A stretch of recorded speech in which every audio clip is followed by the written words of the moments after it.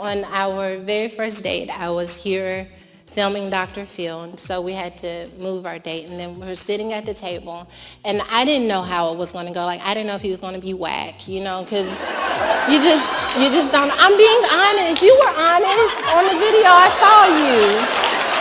You was very transparent. I saw you, babe. And then and so I'm like, at minimum, we'll be able to recap the conference, and then we can leave if there's nothing, no connection. And then, so I remember coming out of my hotel, and he was just staring at me like I had wings only he could see. Lordy have mercy, Jesus. Now, ain't that sweet? And how is it that so-called pastors can just lie as easy as they breathe in and out? Allegedly. Oh, but anyway, y'all. Hi there. I'm Professor Blackmore, and welcome back to my channel. And today, I want to answer the question: did Pastor Toure Roberts divorce his wife to marry Sarah Jakes? And if you want to see what's in these divorce papers from Pastor Toure Roberts' divorce from his prior wife, and if you want to see how I'm going to show you that this made-up Dr. Phil story surrounding their first date was actually not their first date, you better stick around. And I also want to welcome you back to my series entitled Woman Evolve, the ProfessorBlackmore.com pre-show, because I will be answering these questions in this part 3 of my series, which will be split into 2 parts, part 3A and part 3B. And now, if you want to get caught up on my entire review of the Woman Thou Art Loosed passing of the torch ceremony, including my revelations of the top 3 reasons why we had to end the era of Thou Art Loosed, I want to invite you to click the join button below so that you can watch my prior videos in this series as a member of my channel, where you can find exclusive membership content that I cannot post here on YouTube. And I hope you'll also consider donating to this video and my entire series ministry by clicking the super thanks heart button below.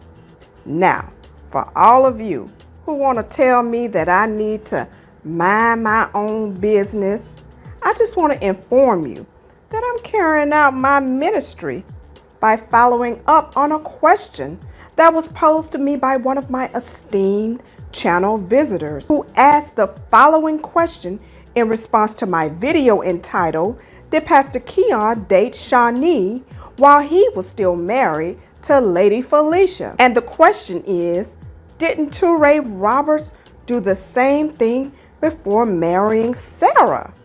And y'all, this is how you know a person has asked a good question, and that is when it's a question that you didn't think of yourself. And so this immediately spoke to my spirit, honey child.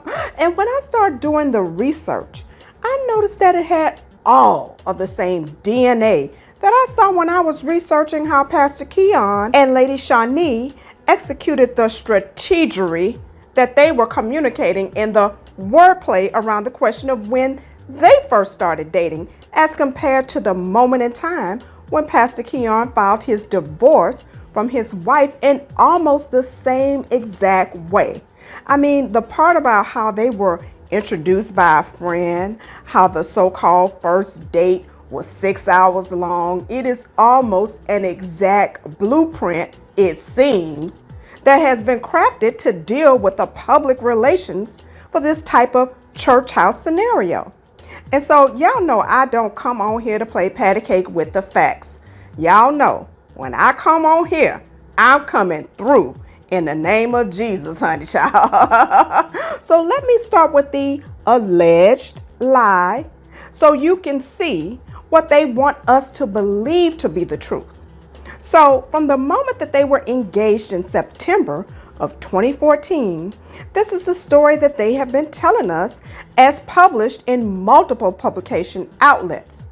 Quote, "The couple met in the spring of 2014, and at the time, Sarah was promoting her book, Lost and Found, and taping an episode of the Dr. Phil show, which aired April 1st.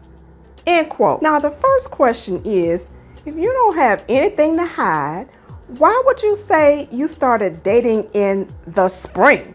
Why can't you just say the month and year or the exact date?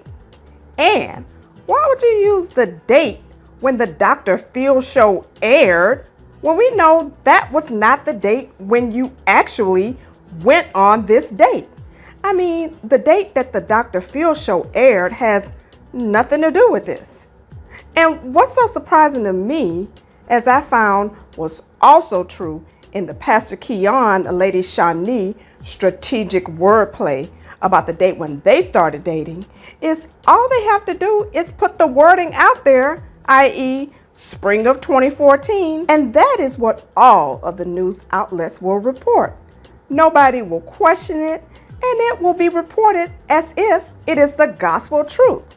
And so, just like the alleged lie was executed in the Pastor Keion, Lady Shaunie strategery, you have the same fuzzy wordplay going on here, honey child. But at the end of this episode, I just want to know if you still believe this spring of 2014 Dr. Phil show story. Because if the Dr. Phil show aired on April 1st, we know the show must have taped sometime prior to that. And I'm going to show you later how I'm going to bust through this spring wordplay. And so you better stick around. And so you can see the promo for that Dr. Phil show episode was actually posted on March 28th, 2014. And so now we're from April of 2014 back to March of 2014, since the episode would have to have been taped prior to March 28, 2014. And if you do enough digging, especially when you're dealing with people who give their lives freely to the internet, even though they're trying to hide the truth, they will end up telling you the truth because it's hard to keep up with alleged lies. And so, a praise on TBN interview that they did, Pastor Toure Roberts communicating in his own words what happened. Now, let me say a few things about this because y'all know I can cut through all of the alleged lies, honey child. First of all, I encourage you to go watch this full interview so that you can get your own context, and so it won't be said that I'm taking anything out of context. And I will place a direct link in the description section below. But when you have to say, quote, there was the initial meeting where it was strictly platonic, there was no romantic interest, end quote, and you want us to believe that everything is quote unquote supernatural. We know that it was an initial date. You were dating. I mean, why you want to call it a meeting? We're not stupid, Pastor Toure. A date is not defined by what you're doing or whether you want to call it a date. It's defined by how you are feeling about each other when you're with that person. And when you have to go out of your way to clarify that it was strictly platonic and there was no romantic interest, it's just alleged lies, lies, lies, people. And let me show you why. Because when you start talking about how a month later you're at a conference and you reveal that it was BishopTDJakes conference, well then now we're talking, boo. Because I can go to the internet and let it do what it do. And the internet reveals that it was Bishop Jakes' yearly leadership conference that took place that year from March 6th to March 8th, 2014.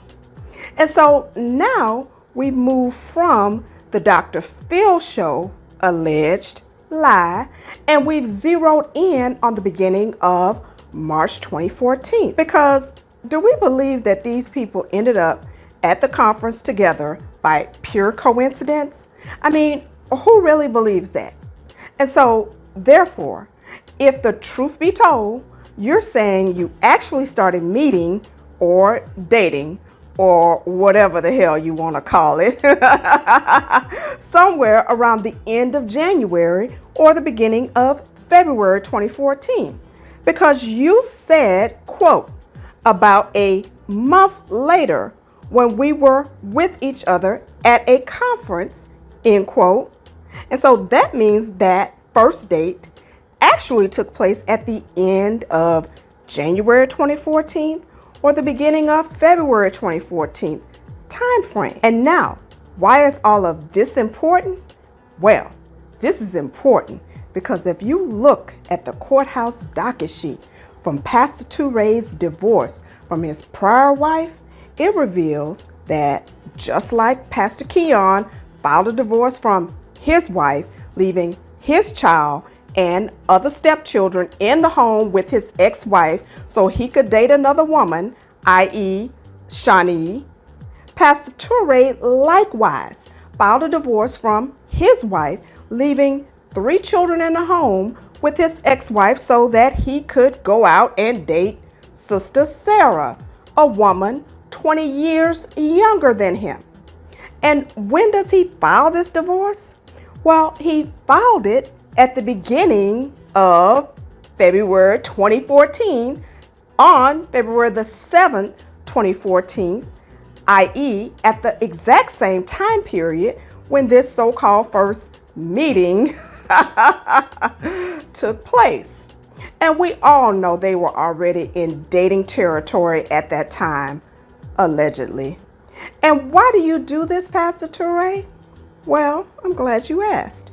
You do this because you know goodness well you ain't gonna go sit up in BishopTDJakes leadership conference that following month during the time of your next date with Sister Sarah, trying to pursue the man's youngest daughter, of which you are 20 years older, while you're still married to another woman with 3 children.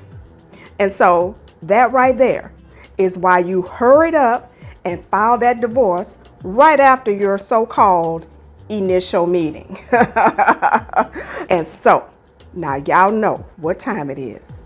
It's time for me to break it down on my timeline, honey child. So Pastor Toure filed a divorce from his ex-wife on February the 7th, 2014. And so you can see why they want us to believe that they started dating in the so-called spring of 2014.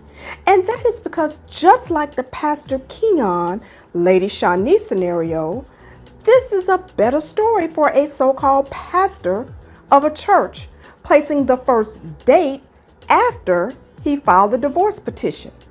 And just imagine if you're a member of Pastor Keion's church, or you are a member of Pastor Toure's church. And at that time, it was called One Church LA, that he started in 2004, which has now been rebranded into a Potter's House church. But I digress, y'all. But just imagine you're a member of this church, or just imagine if you're the wife and children of the pastor, and you wake up one day to learn that you have been displaced of your husband, your father, and your church, and you're a member of that church. Okay, bye, Pastor Toure. Goodbye, boo. But I think we can all at least agree that spring takes place from around mid-March to mid-June. And so they started dating or meeting, or whatever you want to call it, around January or February of 2014, which is not spring. And the spring of 2014 strategic wordplay is just simply a lie, people. Allegedly. And so I'll pick up here in part 3B of this episode so I can finish my timeline and drop all the tea from Pastor Toure's divorce decree. But as y'all know on here, I just ask and report, and I let you decide.